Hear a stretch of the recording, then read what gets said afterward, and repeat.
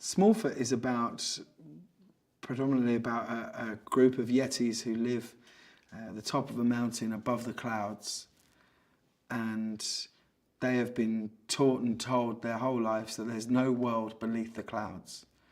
A bit like if you were born on an island somewhere and you were told that there was no other islands anywhere else. It's just this island and the sea, and that's it. And one of the Yetis has an encounter which makes him doubt what he's been told. And then he finds out that actually there is life below the clouds, because he finds a very small shoe that belongs to a human being, and he goes in search of what they call the Smallfoot. I play a character called Percy, who is a nature and wildlife expert, but is very much down on his luck, and realises if he could dupe people into thinking that he'd filmed and found a Yeti, it would be great for the ratings of his show. And amazingly, at the point when he's trying to dupe people, he actually does happen across a real Yeti.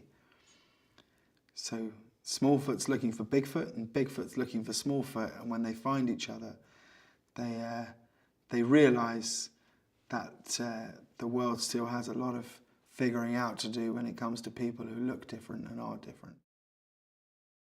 I think what's very interesting about the film is that we're always met with things that are different points of view, people who look different, people who are different, people who want different things. And what this film, I think, says is if you just open your arms and your heart and your mind to the notion of something being different to you, not being bad. Just because something's different doesn't mean it's bad, and you've got to, some things are bad and some things aren't, and those are individual merits, but that's not on how someone looks or what you think something should be. The world can be an ultimately better place, you know?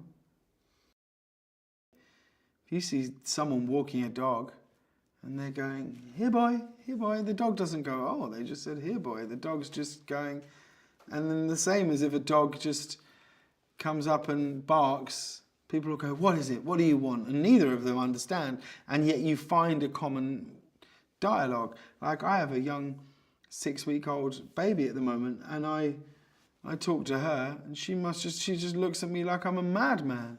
But somehow we find a way to communicate, and this is no different. Percy meeting the Yetis is no different to the first time anybody set foot on any other country or soil. And what's amazing is, human or animal, you will find a way to communicate. It comes at a moment of absolute desperation for him, where he's trying to convince Brenda that this is all a good idea, to deceive his fans. So he jumps on a karaoke stage and makes up his own lyrics, and own melody, in fact, to the incredible Queen and David Bowie song, Under Pressure. And he makes up his own version, trying to explain to Brenda where he was and where he is and where he thinks they can be. Yeah, that's it. It's fun. I enjoyed. I always like having a little sing-song. I think what would be great is if anybody who comes to see the film, young or old, would have a damn good time at the movies. That would be great if they could go in and come out with a skip in their step. It would be great.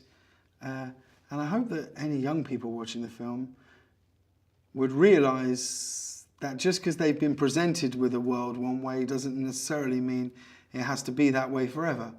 And I would hope that any older generation seeing it would go, oh yeah, maybe we have just passed on our own faults and problems onto these young people, and we should listen to them a little more, you know? And that would be really wonderful if everyone came out wanting to perhaps listen and talk a bit more. That would be great.